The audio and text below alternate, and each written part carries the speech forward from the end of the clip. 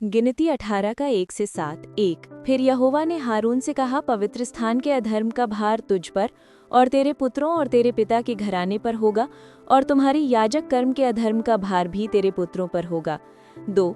और लेवी का गोत्र अर्थात तेरे मूल पुरुष के गोत्र वाले जो तेरे भाई हैं, उनको भी अपने साथ ले आया कर, और वे तुझसे मिल जाएं और तेरी सेवा टहल किया करें, परंतु साक्षी पत्र के तंबू के सामने तू और तेरे पुत्र ही आया करें। 3। जो तुझे सौंपा गया है उसकी और सारे तंबू की भी वे रक्षा किया करें, परंतु पवित्र स्थान के पात्रों के और वेदी के समीप न आए, ऐसा न हो कि वे और तुम लोग भी मर जाओ। 4। अतः वे तुझसे मिल जाएं और मिलाप वाले तंबू की सारी सेवकाई की वस्तुओं की रक्षा किया करें, परंतु जो तेरे कुल का न हो वो तुम लोगों के समीप न आने पाए। 5। और पवित्र स्थान और वेदी की रखवाली तुम ही किया करो, जिससे इसराइलियों पर फिर कोप न भड़के। 6। परंतु मैंने आप तुम्हारे लेवी भाइयों को इसराइलियों के बीच से अलग कर लिया है, और वे मिलाप वाले तंबू की सेवा करने के लिए तुमको और यहोवा को सौंप दिए गए हैं। 7।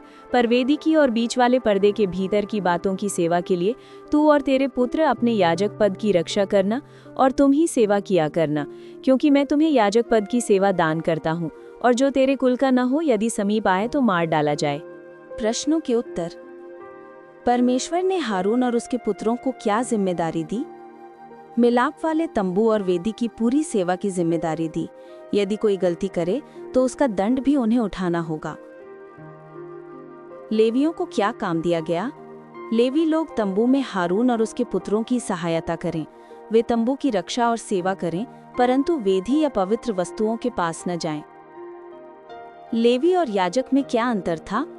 लेवी सहायक थे, जबकि याजक यानी हारून और उनके वंशज ही बलिदान चढ़ाने और परमेश्वर की सेवा के मुख्य अधिकारी थे। ये नियम कब तक रहेगा? ये याजकत्व का कार्य सदा का नियम कहा गया।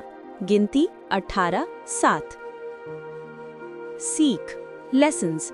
1। परमेश्वर सेवा में व्यवस्था और अनुशासन चाहता है। हर किसी की एक भूमिका है। कुछ लोग आगे सेवा करते हैं, कुछ पीछे से सहयोग देते हैं। 2। आज्ञा का पालन ही सुरक्षा है। यदि लेवी याजक की जगह लेने की कोशिश करते तो मृत्यु का दंड होता। इसी प्रकार हमें भी अपने बुलाहट की सीमा में चलना चाहिए। 3।